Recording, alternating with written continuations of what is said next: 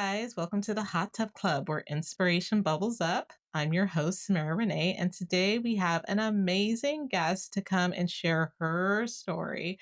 And I'm so glad to welcome one of my favorite Canadians of all time. This is the most amazing person who gives me hope for the future. Please welcome to the Hot Tub Club podcast, Teresa Hansen. Welcome, Teresa.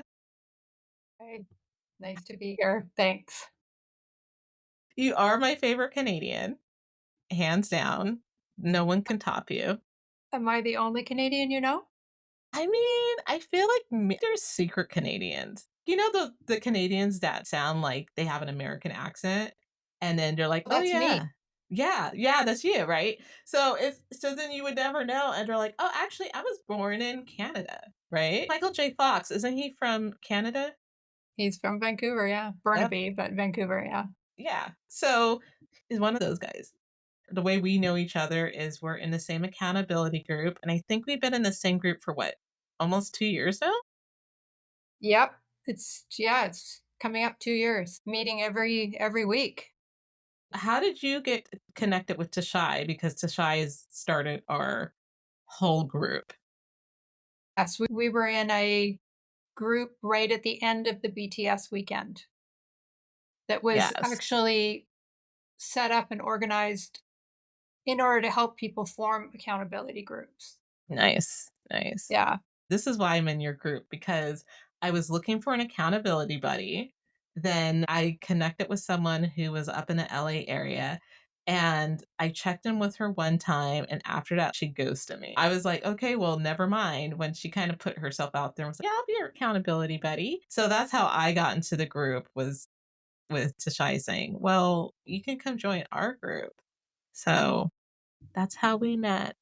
And the rest is history. And the rest is history. And I'm so excited to have someone that can come across the border if I need goods to escape the tariffs, to take it over the border, or we can do the border exchange with our products from Canada and avoid all of that. It's so nice to know that I have a good neighbor up in Yeah. Canada. Yeah, not quite so easy to cross the border right now, but you can I try. know. Yeah, I know. Even I'm afraid to leave right now. I'm just like, I don't know if they're gonna let me back in.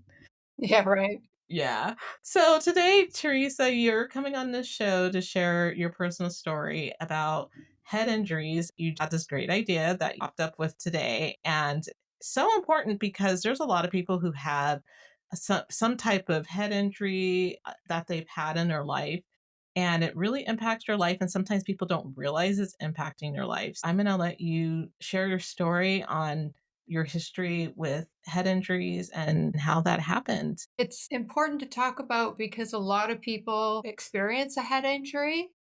A lot of people don't seek medical care for head injuries. So we call a mild traumatic brain injury. That's what we typically know as a concussion. Mhm. It can be an experience of suffering in silence because it is an invisible injury. People expect you to be okay or to carry on. The most frustrating thing that people with concussions or head injuries will hear is the phrase, "But you look fine." Right. Right? And it's very, very difficult to hear that. And it can be a really tough journey. So it's important, I think, to talk about it because there's a lot of people out there suffering. Yeah, we were talking earlier, and when you normally hear about brain injuries or head injuries, people think of football and sports, but there's so many different ways that people can get head injuries. I'm thinking of a situation that happened during one of my summer jobs where one of our teenagers got hurt. We were at the sports event. He was in a bounce house and he ended up falling down, or somebody, he fell down in the bounce house and another teenager fell on his neck and his head. And he came out dazed, and nobody recognized that except for me that he was not acting right. He was not with it. And the other staff were, oh, well, maybe he just needs water. And I'm like, no, he's complaining that his head hurts, his neck hurts. I ended up calling 911 and we took him to the hospital and he got evaluated. Again, these are people who were trained to know the signs of an injury with a child or a teenager. And even that still wasn't enough for them to recognize Mhm. that something was wrong. Right. Yeah, and head injuries can occur from so many causes, right? Falls, motor vehicle accidents. Mhm. Those are some of the biggest categories of ways that concussions occur. Assaults is another big one. Mm, Over 200,000 people a year are hospitalized with head injuries in the US, right? It's an mhm. equivalent number in Canada. Right. It's something to be on the lookout for when things like that happen, but the other interesting thing is that the symptoms can take days to really start to show themselves. Mhm, So someone might seem fine in the moment and 2, 3, 4 days later start mhm. exhibiting symptoms, Right. So right? before we jump into your story, I did a podcast a couple of episodes back where I was talking about when I got hit by a car and I went to the ER and my face literally hit the windshield and I got evaluated for a concussion and my doctor was like, "Well, you seem like you're fine right now, but, just in case we'll keep you up." But till this day, there's like at least 3 weeks that I'm missing that I don't remember what happened. So, I'm assuming maybe I had a concussion that the doctors just didn't recognize because I came walking in and I seemed like I was fine, but I still think that, yeah, no, I if your head hits somebody's windshield and they're going about 40 miles per hour, yeah, there's something gonna happen to you, right? Yeah. Yeah. Because I mean, the injury occurs when the brain moves inside the skull, Yeah, when it right? jiggles. So, right, it jiggles, exactly. When your face stopped, your brain kept moving, Mhm. Mhm. and it slammed against the inside of your skull, Right, right. right? So, very likely would have caused some injury. Walk me through, like, your first head injury and that whole experience with going into the doctors and being evaluated, and how did the medical professionals treat you at that time? Did they recognize that something was going on? My worst one was 2012, the third one, the one that really took me out. The ones prior to that, I recovered much more quickly. The first one was a car accident, and I did slam into the window on the driver's side. And I was about 6 months recovering from that one. Wow. Not a lot of cognitive symptoms from that, but just the really bad headaches Mhm. was the thing Mhm. that persisted for that 6 months, but then I recovered and I was totally fine. The second one, again, was headaches, but only for about 6 weeks, and interestingly enough, that one was, whiplash induced. So Mm. you can actually get concussions from, the whiplash effect in the neck. Yeah, and it So makes sense that yeah. that would jiggle your brain a little bit. Yeah. Yeah. And then the last one was from a fall, and I was getting out of a truck and didn't actually think about how high off the ground I was when I was getting out. So I stepped out and fell, but managed to get my feet under me, but was sort of scrambling to get up to get my feet under me. And so in the end, what I ended up doing was propelling myself forward. And Oh. I had my hands full of stuff. I didn't think to put the stuff down or drop the stuff. So I ended up running across the pavement and slammed head first into the sidewalk. And I didn't, Yeah. I was lying. I didn't lose consciousness. Like I know I didn't lose consciousness. I had a little bit of episodic memory loss after the fact, but in the moment, I didn't lose consciousness. I was pretty aware of what was happening, but I wasn't able to get up. I was lying on the ground thinking, oh, this is bad. I can't actually move. Were you by yourself when that happened? No, no, I Okay, was good. with friends and Okay. they picked me up off the ground and I felt very woozy. but I wasn't sort of aware of how bad it was until somebody pushed my hair back and I saw the face of one of my friends and he just went white. And I guess it's bad. And God. we went across the street into a restaurant, into the bathroom, and My when I saw gosh. my forehead in the mirror, I was just like, "Oh." Yeah, I took all the skin off my forehead. Yeah, So then it was after that, or washing your face off, did you decide, okay, maybe I need to go in to the ER and get checked well, out? so here's my first piece of advice to anybody who might be listening to this. Never let the concussed person make the decisions, because my friends were all saying, "Oh, we think you should go to the hospital. You might have a concussion." Mhm. And because I'd had 2 previous concussions, I said, "I absolutely have a concussion. Mhm. No, I don't wanna go to the hospital." Right. Okay, that makes sense. Yeah. Yeah. Because I said, "I know what's gonna happen. I'm gonna sit in the ER for 12 hours waiting for to see a doctor, and then they're gonna say, 'Well, you don't probably need a CT. You'll just go home and watch for this, this, this, and this,' which I already know, Right? and come back if you experience any of these symptoms." And so I said, "I don't need to go." And so they took me home and left me there alone. Oh my gosh. And I said, "I need to go home because I need to get up in the morning for work." Mhm. And in the morning when I got out of bed and I went to the bathroom and I thought, "Oh, I'm really not feeling very well. I think I better go back and lie down." And as I was walking back to my bed, I heard this loud bang and I thought, "Oh my god, what was that noise?" And then I realized I had passed out Oh my god. and That's hit my so crazy. Oh my god. My god. and I That is hit my so dress. crazy. Like, was it did you feel like it was like an out of body thing, or did you Oh, absolutely. Like I had no idea what this noise was, oh and my god, that's so I realized crazy. that I had hit my dresser on the way down. Not again. Yeah, so My not with gosh. my head, luckily, but Okay, good. yeah. So And then I then so went, you're by yourself. I guess I better not go to work. So I took the day off, and it was a Friday, so I took the day off. And when I went to work on Monday, the bruising was so bad that my whole face was starting to turn green. Wow, wow. And I continued to try to work for the next 3 weeks, and at after 3 weeks, I couldn't do it anymore. I couldn't do it anymore.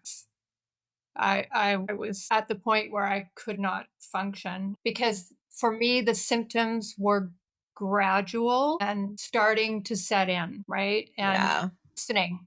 What were some of your initial symptoms that you started to notice and were like, "Huh, what is this?" So I think for me, the initial worst symptom was just severe headache. But the symptoms that started to set in were sleep problems. So I had problems falling asleep and staying asleep.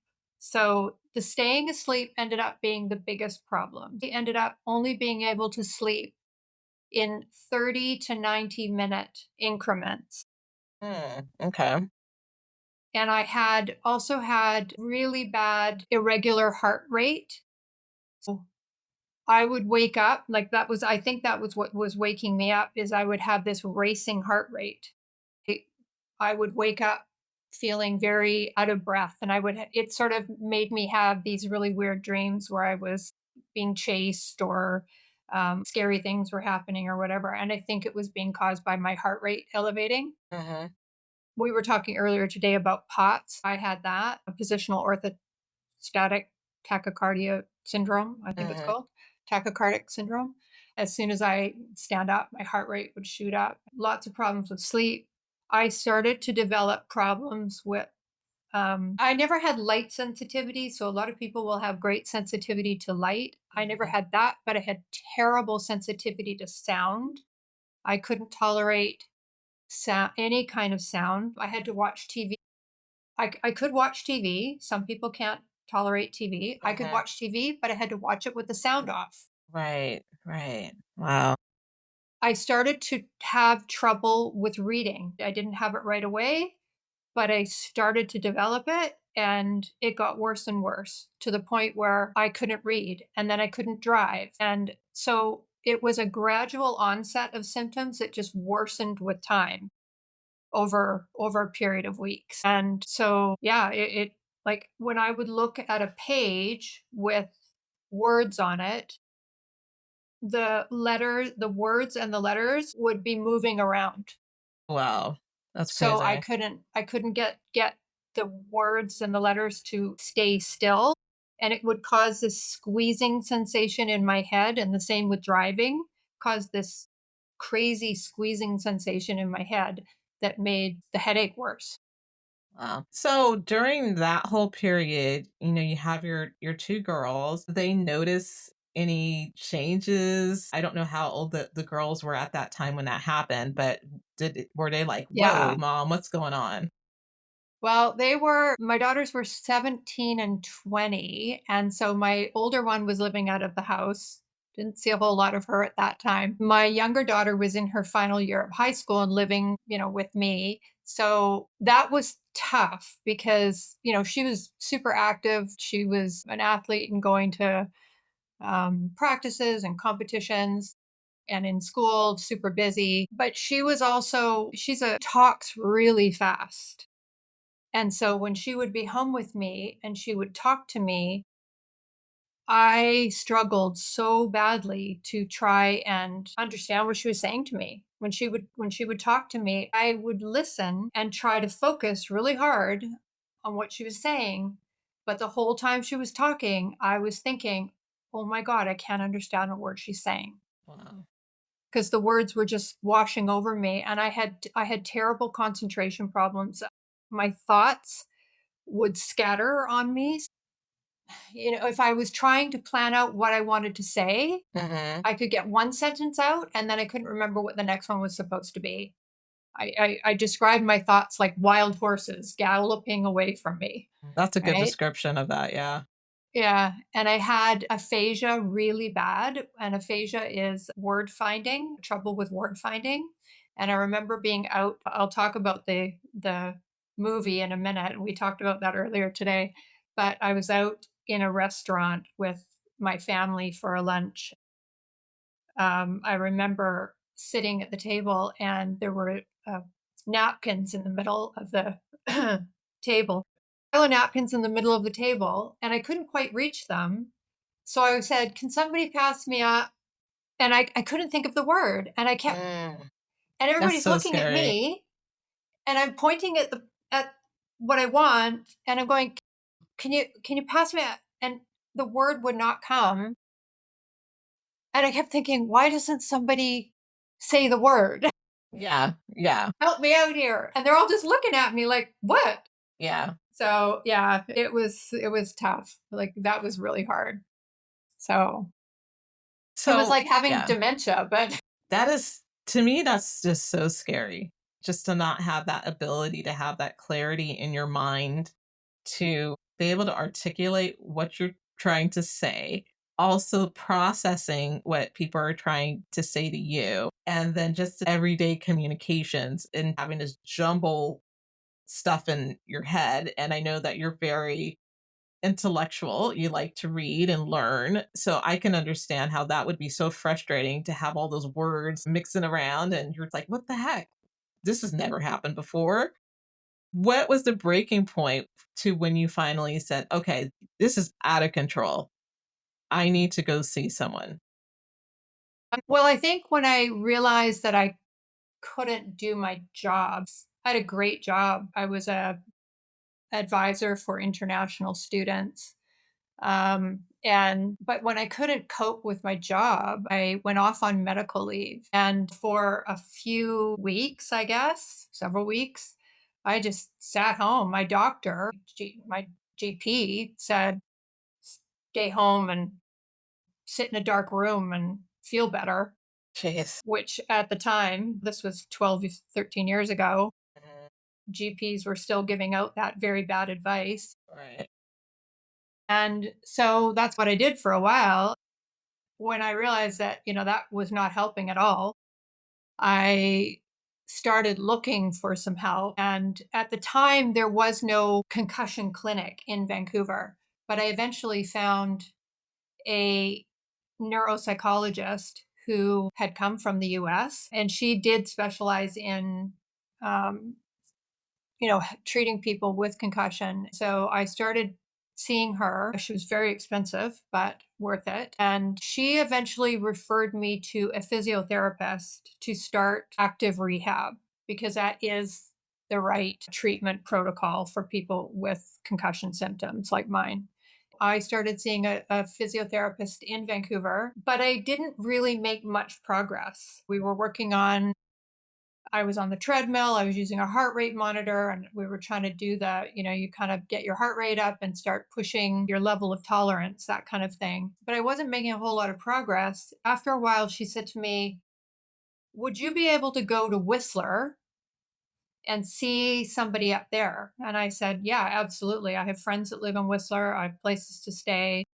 So, yes, I could go." And so that's what I did. I ended up going up to Whistler and spending the summer up there and seeing a physiotherapist up there who is specialized in concussion treatment because he's the onboard physio for the Canadian national ski team.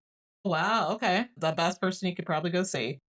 Yeah, well, and Whistler sees a lot of people with concussion because of the mountain biking that happens up there. So there's an awful lot of people that come in with concussion from that sport Right. too. So that's basically what he treats. And what he did was start me on vestibular rehab. So I was doing a lot of exercises for my eyes. So I was doing things like with a pen, like this, Mhm. right? Yeah. And things like that, and doing my exercise, all the things on the bike and all the rest of it, and the actual active physical and balance exercises. Yeah, I Mhm. was working on my balance, but the vestibular exercises, I think, were the thing that made the biggest difference for me because within, I don't know, 2, 3 weeks, I was reading again, which for me was a huge breakthrough. Yeah, that's like a miracle, really. Yeah, yeah. So, I made a lot of progress working with him. When you were going through all of your therapy with him, did you have times where you were frustrated and you gave up hope that this was not gonna work or things were gonna get better? I was on medical leave from my job for 2 years because I was still struggling. I mean, a lot of my symptoms resolved over that 2-year period, just slowly things were resolving, but I was still struggling badly with the headaches. And I remember right around that period, sort of 18 months, coming on 2 years, visiting the neuropsychologist again and saying to her, "When am I gonna get better? What do I have to do to get back to my old life? Mm. When's that going to happen? What do I have to do?" And she said, "You might have to accept that you're never going to get back to your old life." Yikes. And that felt like running into a brick wall right there. Mhm.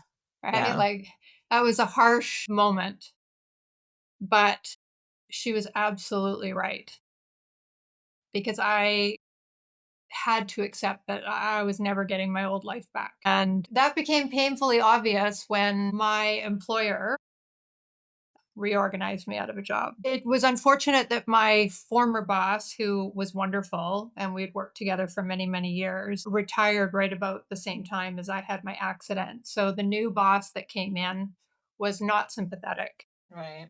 was in fact actually quite hostile. So it was not a good environment for me to go back to anyway. So I ended up taking a buyout and parting ways. So it was for the best, but um, it was tough because I had really loved my job. Mhm.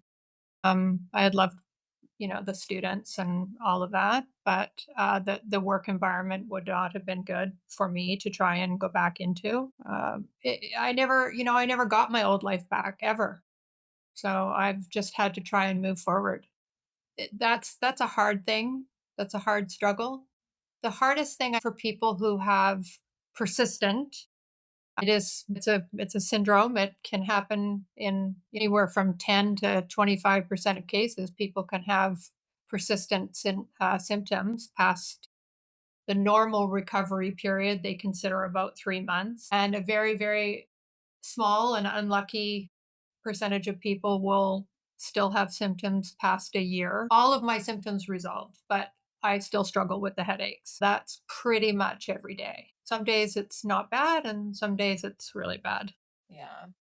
Since you had that conversation with your therapist, what role did grief and acceptance? Did you have like a grieving period where you're just need to just grieve my whole life because I know it's not gonna be the same again? How long did it take you to fully accept that?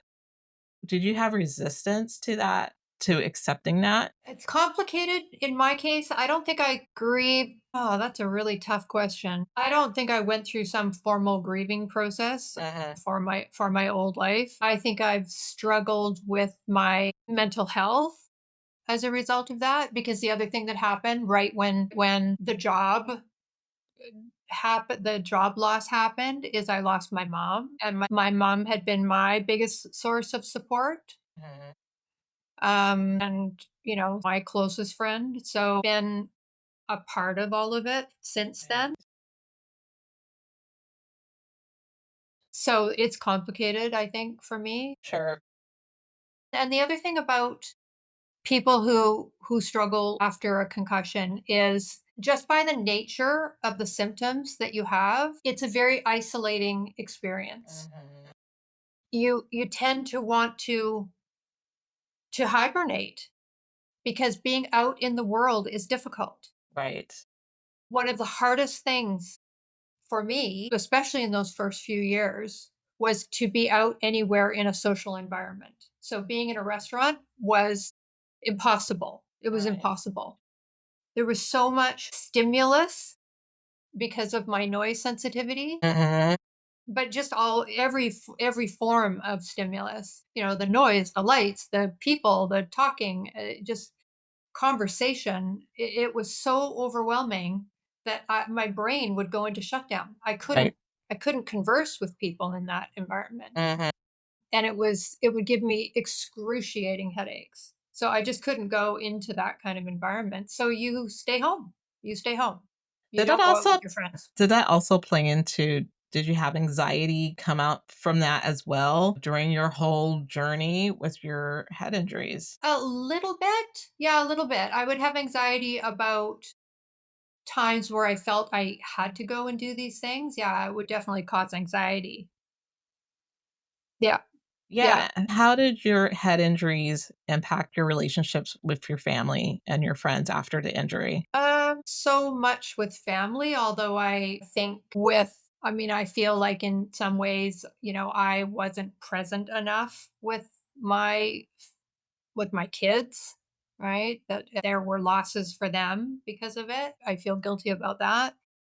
But definitely with friends. I mean, my social relationships have really suffered because of it. And I mean, I'm many years out, but because I still struggle with the headaches, those relationships are still affected. I mean, I say no often to opportunities to socialize. Did you find that some of the friends that have been by your side and who have stuck with you, did you find that that relationship got tighter as they were walking with you through this experience? Or did most of your friends kind of scurry away and just like, this is too heavy for me. I just need to part ways? No, I don't. I like my close relationships are my girlfriends. I don't feel like it caused us to bond more, but equally I don't feel like anybody left me because of it. It Mhm. didn't really cause any big difference in my relationships with my girlfriends. Were there specific moments where you felt misunderstood with people that were close to you? I think we talked a little bit about how you would go to the doctors and it would say, "You look fine," or other people say, "You look fine." So, what's the big deal?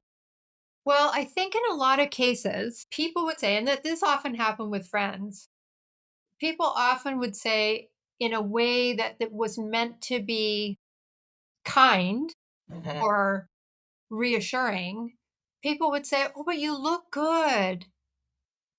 And I would think, you can't see what I feel, Right. right? Like, it doesn't matter what I look like. I can do my hair and put on some makeup, but you can't see what I'm experiencing or what I'm feeling. And just because I make the effort to show up here doesn't mean I'm okay. Mhm.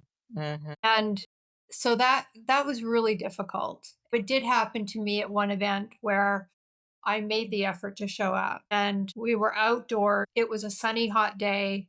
The music was blasting and I developed an excruciating headache. And I went, I just, I don't want to leave, but I have to go lie down. Right. So I went inside, I took a painkiller. It made me, or I had taken a painkiller and it was making me sleepy. And so I thought, I'm just going to go inside. The living room was nice and dark and cool, and I'm going to lie down. And I ended up falling asleep. And Mhm. someone said to me, came in and said, well, you just shouldn't have come if you were going to behave this way. And I'm like, That's rough. it was rough. They're It acting was like rough. you were drunk or something. That reaction would be appropriate, but for a friend who is having a headache and they need to go lay down and get away, like, that's rough. I'm sorry. It was very demoralizing. But it was illustrative of how difficult it is for people to understand what you're going through and what it's like to have an invisible injury. And that's why, like, this has all come up for me because yesterday I watched this movie that I had mentioned to you. And I want to talk about it on this podcast because I think if anybody has had a concussion and sees this movie, they're going to react to it the same way I did. I related so strongly to what I saw. The movie is not about the concussion. The movie, Mhm. it's a romance movie, and it's about two people who meet and have had a past life meeting, right? So it's about them meeting again. Oh, it's called I Remember You. It starts with the guy in the movie going out for a swim with his buddy, and they're at the pier at Santa Monica there, and a wave comes in and knocks him, and he gets smashed into the piling of the pier and hits his head. Right. What ensues is him having all of these experiences related to his concussion. And he is an actor and had just gotten this part. And suddenly he's got these terrible headaches and he can't read the words on the page. And so he's, failing badly at trying to read his lines. And he's goes to try and meet this girl that he's met that he really likes, but he can't bring himself to go into the restaurant because it's so overwhelming. And all of these things are happening to him. And I'm watching it and I'm thinking, oh my God, that's exactly right. Everything that they're portraying is so bang on. He's kind of like his friend, but also his manager. And he shows up at his door and the guy just reams him out because he's, not doing what he should be doing. And he's, not being responsible and he's failing at his, responsibilities. He's just standing there taking it because what can he say? But it's because he has this injury and his manager expects him to suck it up, right? Mhm. Yeah. Suck it up, get over it. Mhm. So I related very deeply. And I just thought it was an amazing portrayal. I thought, wow, whoever wrote this movie's definitely had a concussion because Mhm. they Mhm. know what it's like. So Yeah, I'm curious to find out who wrote the story and did they go through something or know somebody? Because it takes an experience or someone close to them to walk them through all those symptoms you had to really illustrate like, this is what the person is experiencing in a yeah, way that a lot of us wouldn't have even considered before. What would be some advice for friends or partners who have someone in their life that had a brain injury? What's something a tip or advice to help to support this person other than the first piece of advice which I gave you, which is don't let the concussed person make decisions Yep. in the moment of the of the injury? at the moment of of impact. Yes, it's great advice. Yeah. To acknowledge the courage that it takes to deal with everything that comes at you when you struggle with a concussion, because it's really overwhelming, and it's overwhelming in a way that's invisible to other people, Mhm, and it takes incredible strength to deal with that, you know? mhm. One of the first visits that I had with the neuropsychologist, and that was about 3 months after my injury, she said to me, "Okay, so who's helping you?" And I went, "Well, what do you mean?" And she said, "Well, you have a daughter living at home. So who's doing the grocery shopping? Who's cooking the meals? Who's cleaning the house? And who's doing like?" And I went, "Oh, well, I am. Yeah, you're like, "Yeah, it's me." Yeah. That's me." He goes, "Well, what about your daughter?" And I said, "Well, she's busy at school and cheer and all her stuff. Yeah, She comes home and says, 'What's for dinner?'" right. So you still need to be in mom mode. I have to I still need to be mom, yeah, right? I could leave work and go on medical leave, but there's no medical leave for mom. yeah, yeah, that's so true. That's tough. Let's talk about that. A lot of my friends are moms, and we talk about self-care. I know you're a single mom, and would you do anything differently during that period of time for getting additional help, or would you deal with the situation the same? Yeah, let's not talk about me. Let's talk about somebody else because I'm the kind of person who does not ask for help. And I know Yeah, that that's I hear not the right that. approach. Yeah, Yeah. I no, I'm very similar. It's hard Yeah. to let go. Yeah. Yeah. I think it is important to ask for help. It is. And if you can possibly bring yourself to do it, you should do it. I think this is the great thing about this podcast because you don't need to be perfect. The main thing is helping people learn lessons. I'm not the best person with receiving help or asking for help. I hate asking for help, but sometimes there's those situations where you're like, I can't do this anymore. Yeah. I mean, lots of people are lucky and they have good support systems, Mhm. right? And so you can draw on that. But if you are a single parent and your friends are all busy with their own lives, then it's very difficult. You mentioned the isolation and being a single mom and trying to manage this brain injury and also take care of your daughter and keep things going. But yeah, internally, you're in so much pain and no one seems to understand that.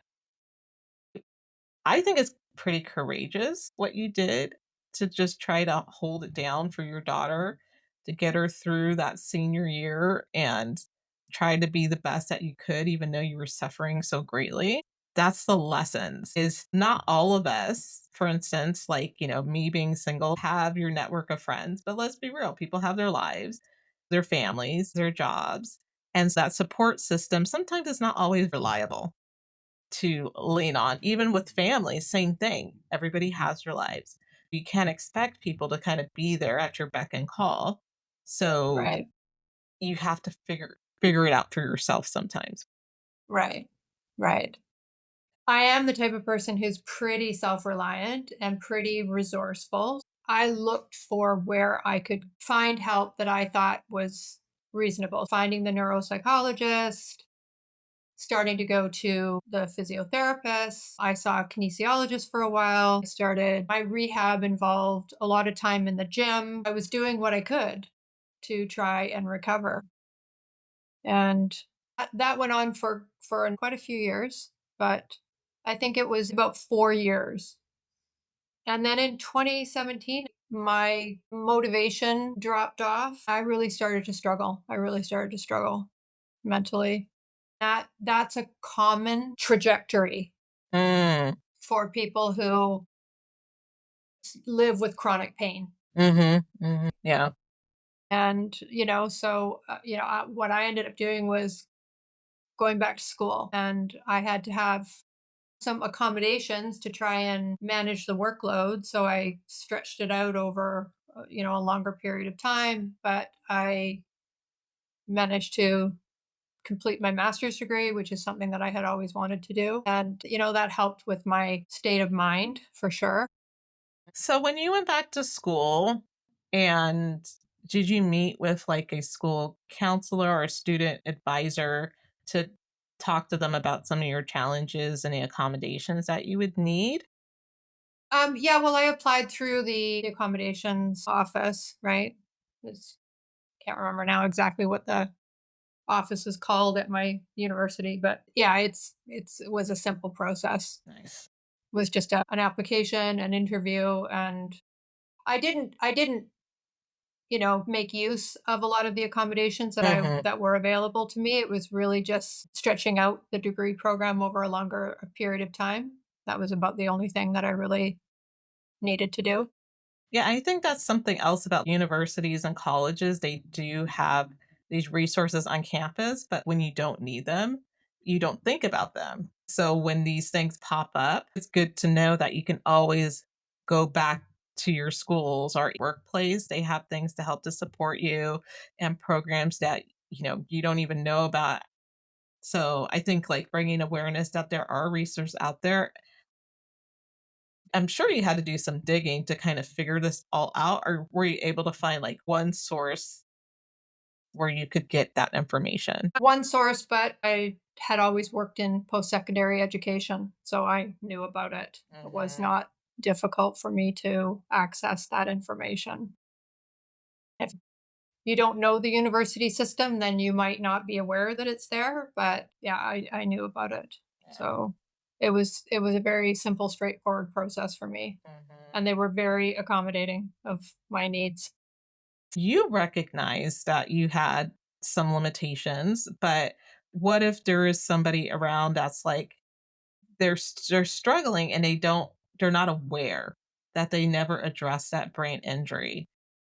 What would be the first step that you would tell that person if they finally were like, "Okay, there's something going on. I don't know why I'm struggling with this," but they've been pushing it off. What would be their first step? That's a really good question. Most people would say you should talk to your doctor, but the problem is most general practitioners have very little knowledge in the area of Yep. brain injury. Right.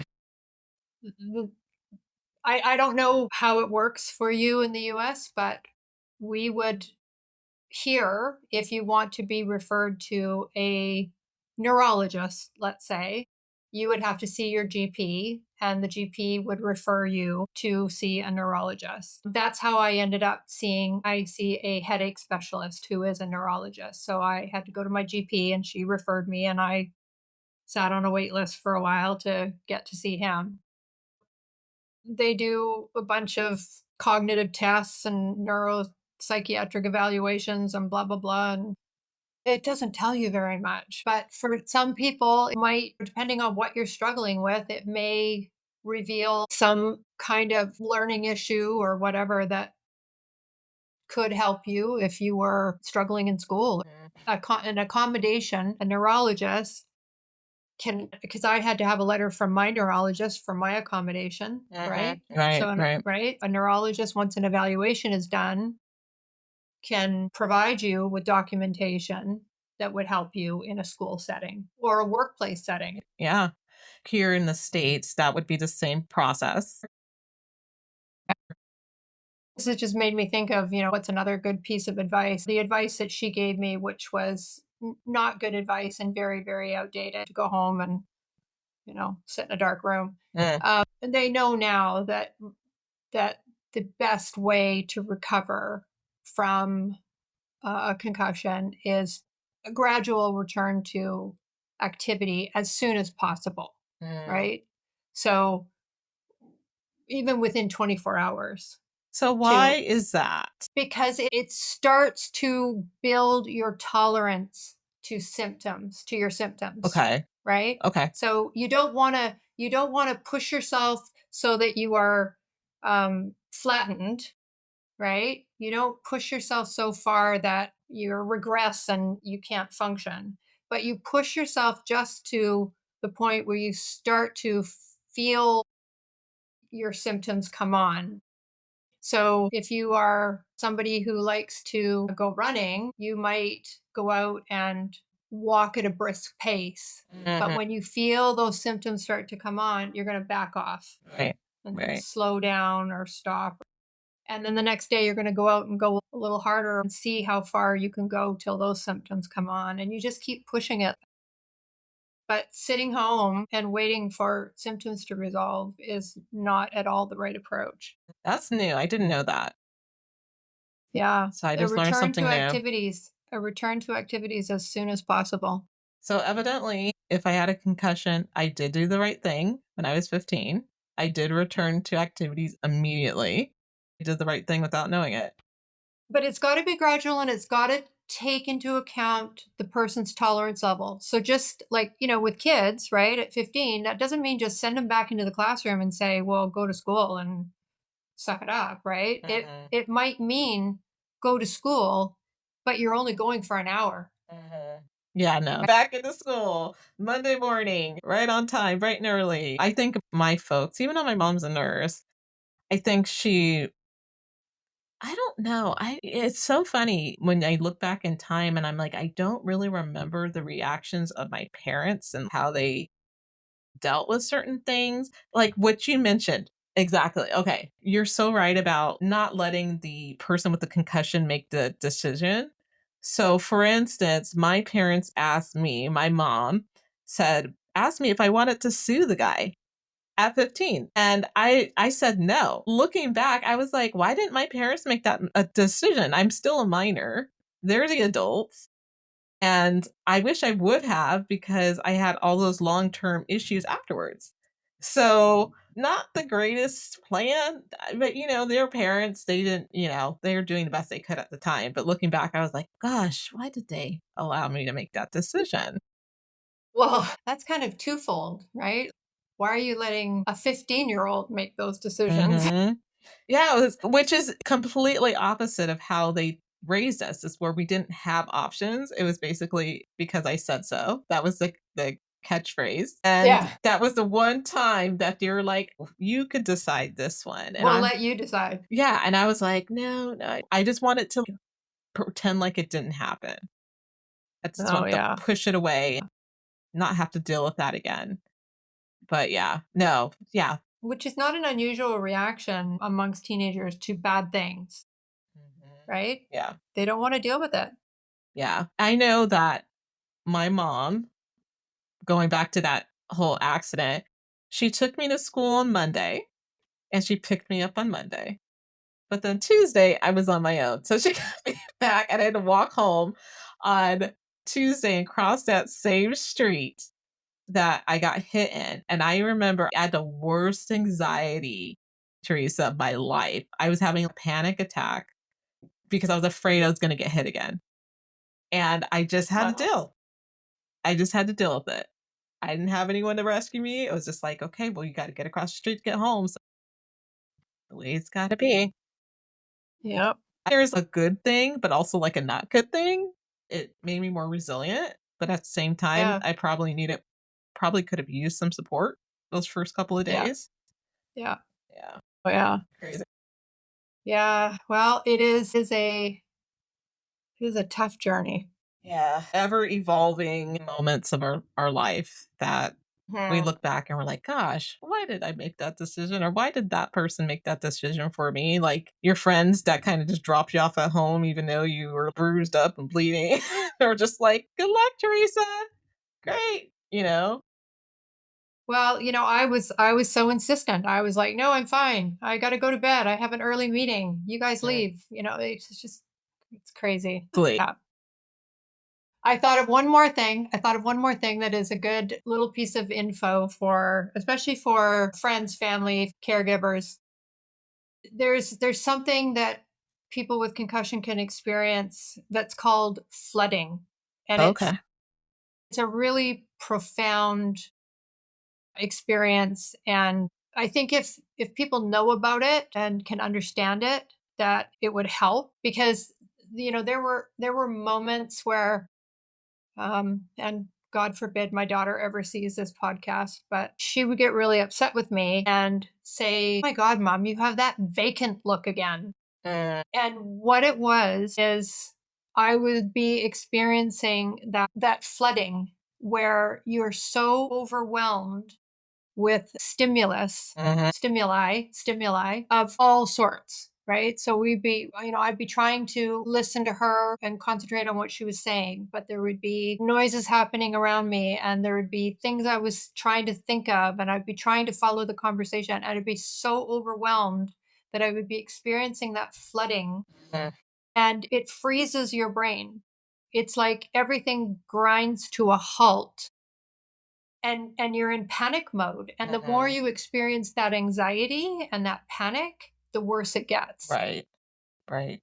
And then the person that you're with becomes aware that you're kind of like not there, Mhm, right? Like mhm. the eyes are blank, Right. and it can be very frustrating Mhm. for people to try and deal with that. So it's overwhelming and scary for the person experiencing it, but it's difficult and frustrating, I guess, for the people around you.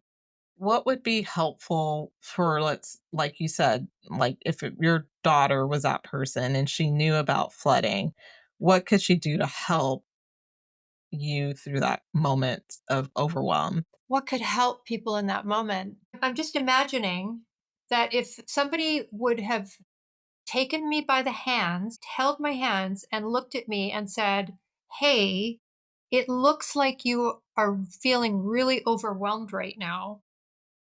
Why don't we just take a minute Mhm. and breathe?" Right.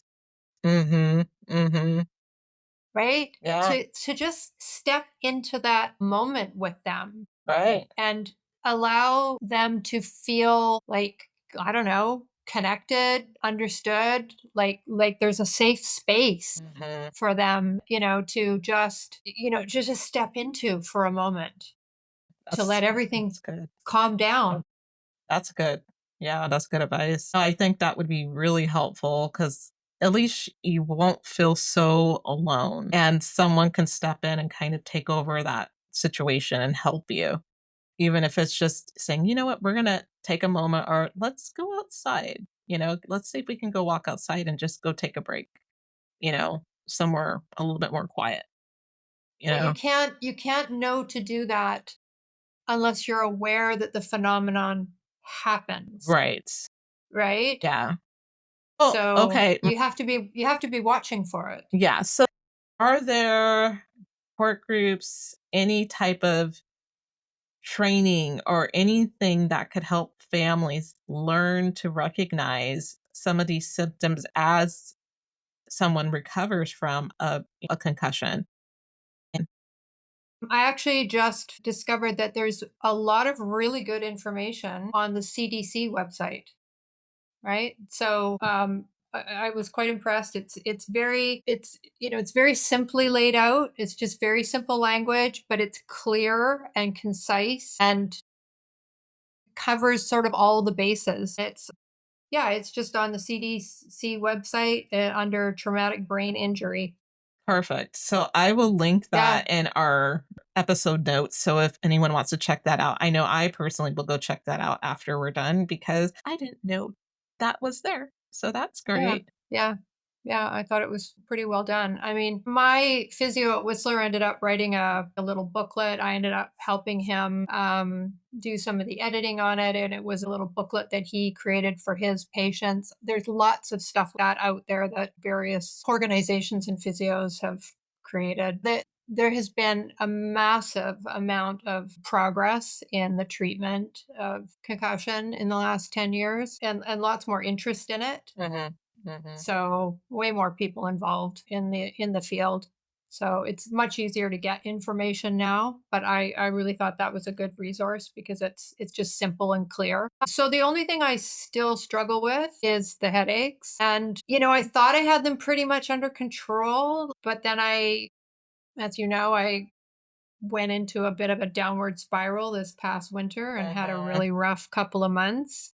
And so that kind of took me by surprise. And this is It's called post-traumatic headache in my case, so it's related to neck injury, but also the head injury. It's all kind of wrapped up in one now. So I try to get physio treatment and massage therapy treatment on my neck, and that does help. And I take one medication that's meant to be a migraine preventative treatment. I don't know if it helps or not. Mhm.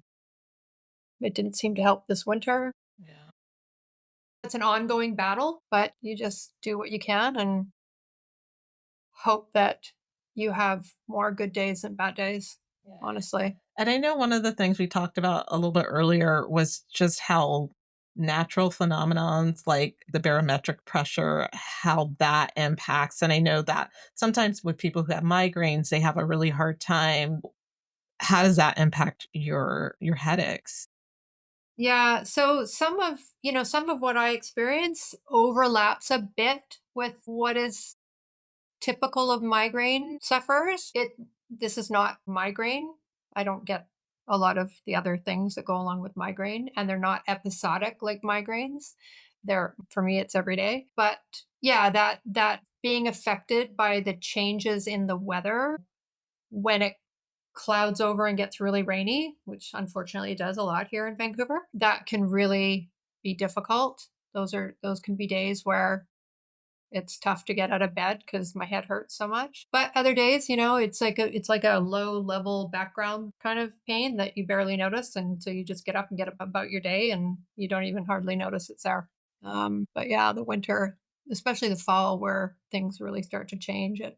And my headache specialist, who sees not just people like me with post traumatic headache, but lots of migraine sufferers, says, "Oh yeah, the fall, all my patients suffer." So it's a real thing. Yeah. Well, this helps me be a lot more. And thank you for coming on and doing this to help us understand a little bit more as your accountability buddies when you're having a hard time and how we could better support you. Because especially this winter, it's like we don't know what to do. How can we help you from afar? So thank you for sharing this because I think there's so many people who have people around them that may have a concussion or brain injury and not recognize that and help them to be a little bit more empathetic to their central situation. I think it's amazing how much progress you've made, even though you may not feel like it's huge progress. But to go and, get your master's degree after this whole moment in your life, that's pretty damn impressive. Basically, from going from not being able to control the words on the page or going crazy to being able to go back to university and get your master's.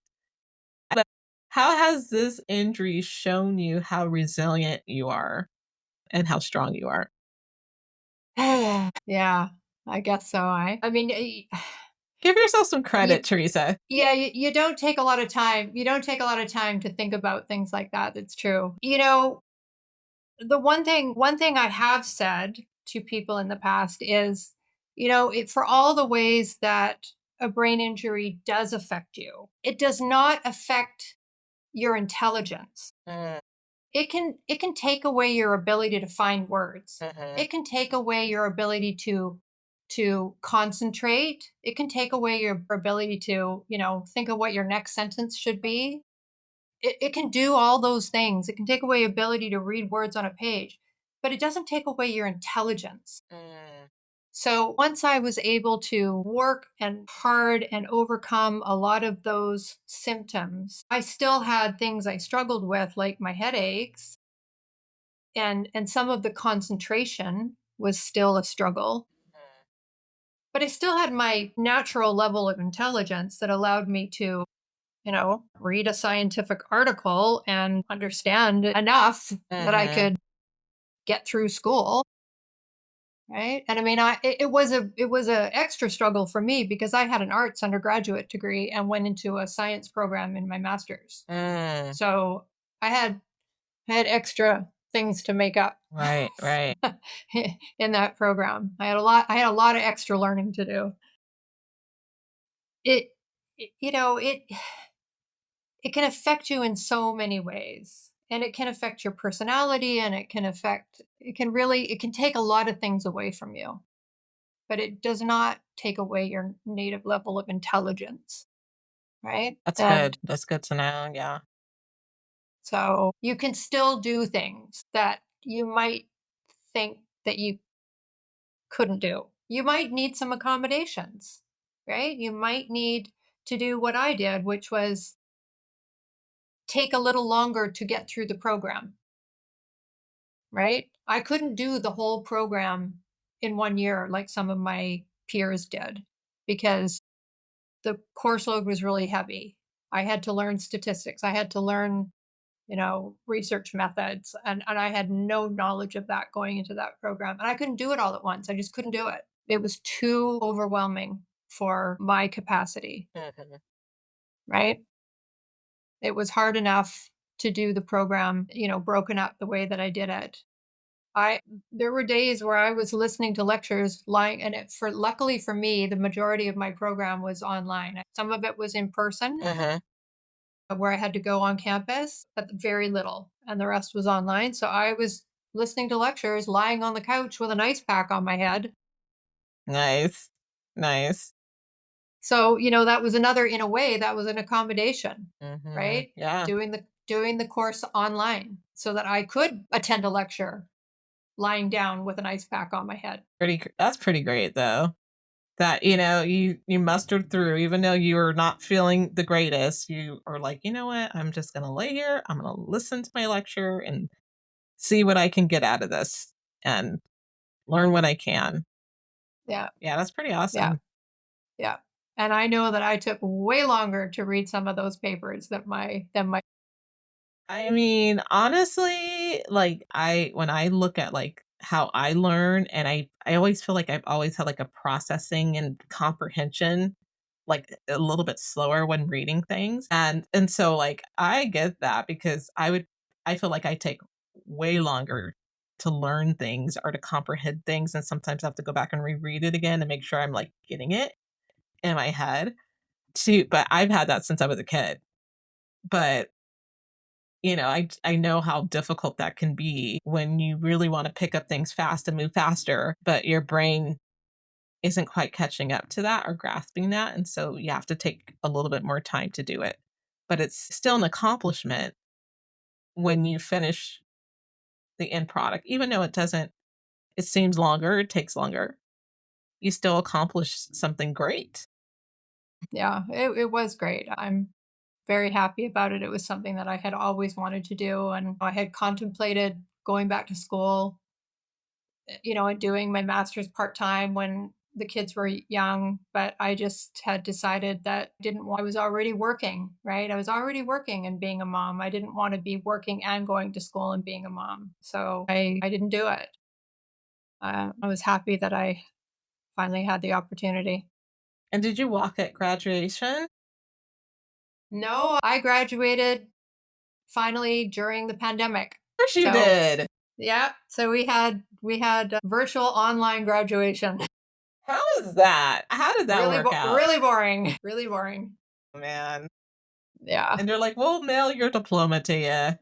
Mhm. That's Mhm. crazy. Yeah, I never asked anybody who graduated during that time, like, how they went through that process. Well, my daughter had the same thing. Like we all graduated around the same time. Like my two daughters and me, we all graduated in and around the same time, Mm, all during the pandemic. crazy. So my younger daughter, she graduated from University of British Columbia, and so what they did was had did the online virtual graduation. But then when everything opened back up, they held in-person graduations. So she got to actually have a graduation where she walked across. Nice. But my other daughter and I graduated from university in Eastern Canada, and they didn't do that. I see. Yeah. So we didn't get to do. But we would have had to flown across the country, so that's Yeah. probably just as well. Did you guys do a little celebration, little party or anything? I did for my daughter. I had a little graduation thing for her. Yeah. So, yeah, But it was fun. what about your graduation party? So I much. feel like we need to celebrate you more, Teresa. I do.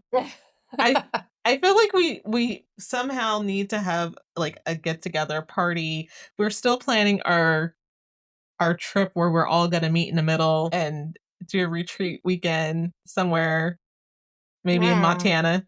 Maybe. right, the Montana retreat. Yeah. Yeah, I think Although it might have to we wait. might need to come to you, actually. I think we Yeah, I might think come to so. you. I think Vancouver would be kinda cool. Yeah, Vancouver is cool. Maybe I can talk to Shai to take some time off and coming up and say, "Just come up for the weekend."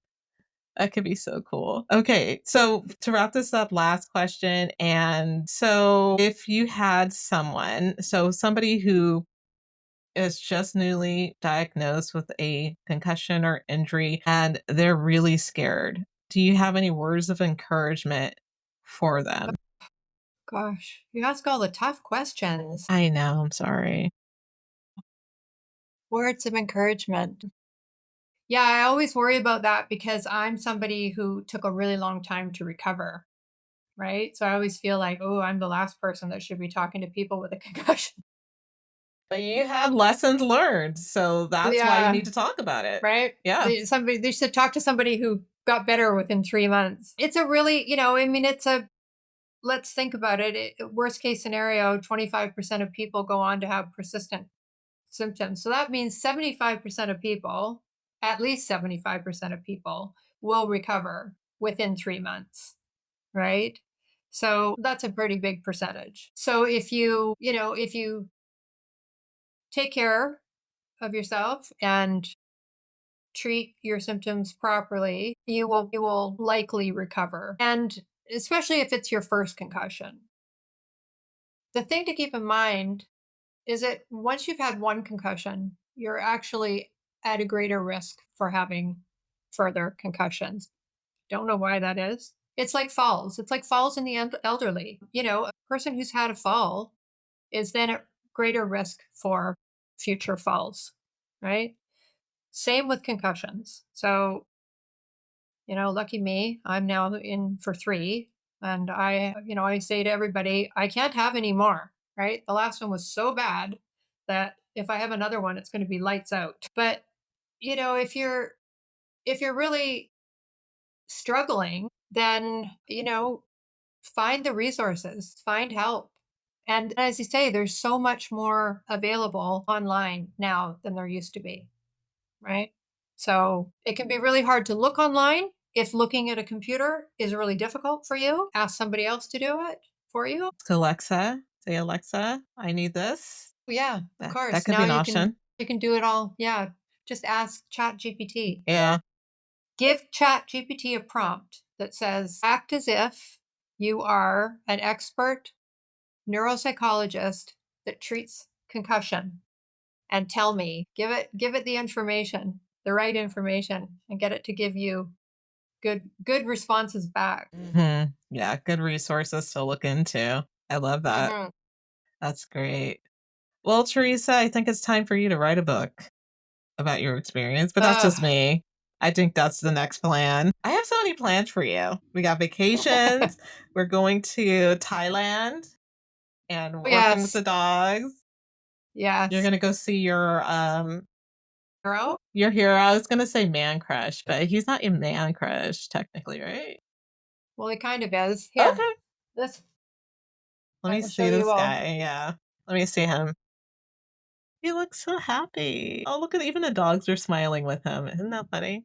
So his new book is coming out. I'm getting it for my birthday, day after tomorrow. Whoop, whoop. The new book is called Tina, and on Friday I'm going to a book signing where he's going to sign my book and I get to meet him.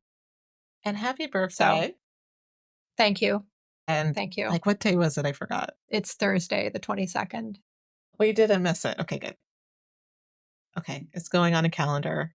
So finally, we get to celebrate you. Birthdays are not a big deal. Well, for some people, it's. I Yeah. hopefully you're going to do something fun. Yeah, I'm going to go meet Niall on Friday. I do you think you'll cry when you meet him? Are Possibly. you a crier? No, No. no, not at all. But I might cry anyways. We got to get you to No. Thailand somehow, even if it's just a couple weeks of just hanging out with him and being with the dogs. And Well, I entered a contest to win a week.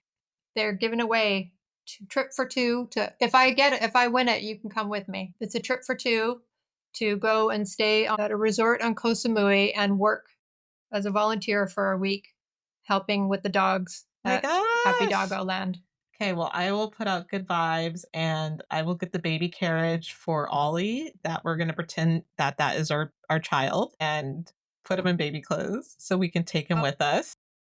I don't think Ollie can come to Thailand. My Ollie, he's not really a dog. He He's wouldn't classy.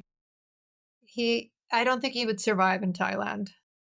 He would be He's classy. Classy, classy yeah, guy. He likes yeah, the lap of luxury. yeah, he likes my bed and he he wouldn't survive He's over like, call there. me when you get back. Yeah. I'll be here. Thank you. Yeah. Although he might experience extreme separation anxiety because I tried to go into the store yesterday and my friend held him on the leash while I was gone and I was literally in the store for 5 minutes and he was like having a panic attack while I was gone. So, yeah. Yeah. You need to just get a pillow with your face on it so he can cuddle your pillow while you're Yeah, gone. that's a good idea. That's a Yeah. good idea. Yeah. Well, Teresa, thank you so much for being on the podcast. And if anyone reached out to me and they wanted to like talk to you or get resources from you, what's the best way? Is the best way to just have them contact me and I can put them in a loop with you? Sure, yeah. Yeah. Yeah. Okay. And I can you can give them my email and that would be totally fine. I love it. Teresa is a wealth of knowledge and I'm telling you, like you're constantly like learning and getting information and which is I'm always amazed by Yeah, my a sponge brain. you. Oh. I drove my mother crazy when I was a child, Just learning, asking questions. asking questions. Yeah, You're that kid in the back of the car saying, "Mom, what about this? What about this? yeah, Why is this yeah, happening?" yeah. She kept buying me big, thick books full of factoids, and then I would read it and say, "Okay, well, What's next? what's next?" Yeah. Well, you were definitely like a little genius. She was No, not a genius. I Just think a yeah, I think no. you're pretty snazzy with your No, knowledge. there's something about genetics though, because I was a curious child and just always wanted to know stuff. Mhm. And so, because I think because I was always cramming my brain full of information, I was able to do well in school. But Yeah. my older daughter, she's the genius. So there's something about the accumulation of genes. She's Somehow she got the brain power oh and it boy, came did she ever. yeah, and it came from you. So I'm sure some of it did, 50%. So I like to think some of her genes, her yes. smart genes came from me, Yeah. but they got amplified somehow because man oh man, she is scary smart. Yeah. Yeah. Well, Teresa, again, thank you so much for joining us on the podcast. And for all of our listeners, we'll be back next week. Make sure you subscribe to the podcast. And remember that you are worthy of all good things in life, love, health, and happiness. And I look forward to seeing you all in the next podcast.